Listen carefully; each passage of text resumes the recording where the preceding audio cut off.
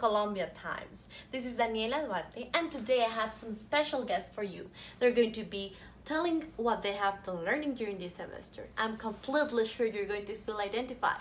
Let's go with them. Hello everybody. Today I was given a golden opportunity in which I am going to be able to express what kind of understanding I have gained after this course about teaching young learners. I would say that after a couple of decades as a teacher, that teaching enables me to be forever young. But please let me elaborate on that. I have shared so much time with my students that to some extent I have become one of them. Additionally, the literature about the subject and my vast experience in the classroom have equipped me with some understandings about teaching young learners. I am not telling you that I know all the nuts and bolts, but I can pinpoint some ideas about this. It goes as follows. I would say that not in a specific order, okay? So, I didn't want to come up with a special hierarchy about this, but because I consider that all of them are important. So first I would say that creating a highly supportive learning atmosphere is a must. Teaching language 2 or L2 in a context engenders enduring understandings. Children actively try to construct meaning. As a teacher I must expose them to manifold arenas to make sure that they are going to have different experiences. Social interaction is compelling. Knowledge derives from action. Scaffolding contributes to effective learning. Children are so alike yet so different. Hence, I have to plan regarding this. I need to make sure that I'm going to be able to foster and to cater to those interests, needs, strengths, weaknesses, motivation, just name it. And last but not least, I would say that now I feel a little bit better equipped to become a teacher of young learners. Thank you so much for listening. Well, in this video, I'm supposed to talk about my experience in this class and what I have learned. But instead, I'm going to change the activity a little bit, and I will describe my ideal education for young learners, and I will take into account all the principles that we have learned in the class teaching young learners. So this is a mind map that I created in order to just remember some of the ideas that we have developed during the course. So first of all, let's just talk about something very important, which is that my ideal education should include or should consider the characteristics that the learners have. And teachers should recognize the cognitive, affective, psychological, and physical features that hinder or facilitate specific teaching practices. And considering this, we also move to another field, which is the popular trends in language teaching, which also allowed us to recognize different aspects related to teach a language effectively. I learned about task-based approaches and also other approaches that are or that consider autonomy or gamification, which are also very important for kids that are still in the process of learning languages with different characteristics. I also would like to say that something really important to consider when we teach young learners are the materials and the resources that we use. For example, technology has a lot of opportunities, but it also has risks, and we need to be aware of that. In the ideal education, I would say that teachers should consider those things. Also, the importance of the environment, which is very important because in the environment and the learners, or in the language classroom environment, the learners should be aware of the fact that this is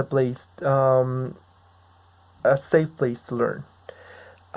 Also, I would like to say that it is important to take into account the conditions to learn, considering different aspects that are related to motivation, autonomy, the cognitive challenges that students might face in the learning process, and other important things related to the students' needs, in which it is very important to take into account the learning style of students, and also, but when I say learning, the learning style is not just like creating different things in order to teach them in different ways, but rather to acknowledge that all of them did they learn different, and therefore if we foster different ways to somehow teach content and abilities, they will probably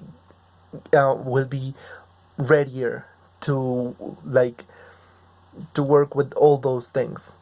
And finally, differentiating instruction and activities, which is also very important, because in that way students will also like take advantage of the opportunities in in their abilities, basically. And well, I will show again this mima that somehow reminded me the whole activity. And thank you very much. I am glad because in this class I have learned about the marvelous world behind teaching young learners. I've been teaching in elementary school for 10 years, but now I can identify that curriculum is important, but my students are more important than that. Because they are human beings. They have many differences, backgrounds, learning styles, interests. Thus, curriculum should fulfill my students' needs. I also learned that children need from scaffolding activities that allow them to explore and be challenged. I understand that my classroom is like the metaphor of a symphonic band. We all belong to a single community, where all members have different roles, and I am the conductor to guide their path. But we work collaboratively to achieve a common goal, that is learning.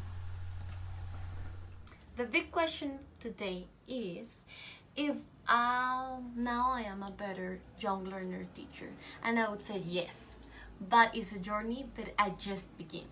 I would say that this course helped me to realize the importance of having in mind all the time my students' needs.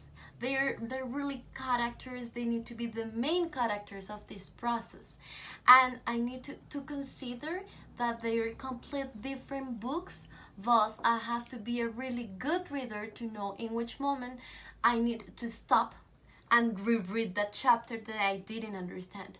To stop and say, okay, my student needs something else so that the message he wants to convey can be more clear.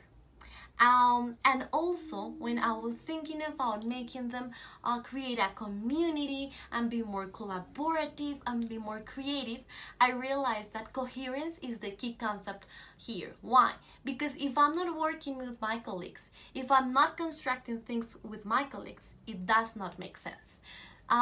So going into a peer observation and then the conversation I had with my colleague helped me understand that I used to judge others' work, and sometimes I was really scared because they will judge my work, so we were not sharing experiences. And what I would like to do now on is to share and build up something new, because if that proposal is enough strong, school boards will hear our voice and everything will begin making more sense, not for us but for our students. So that's what I've been learning during this semester. Thank you.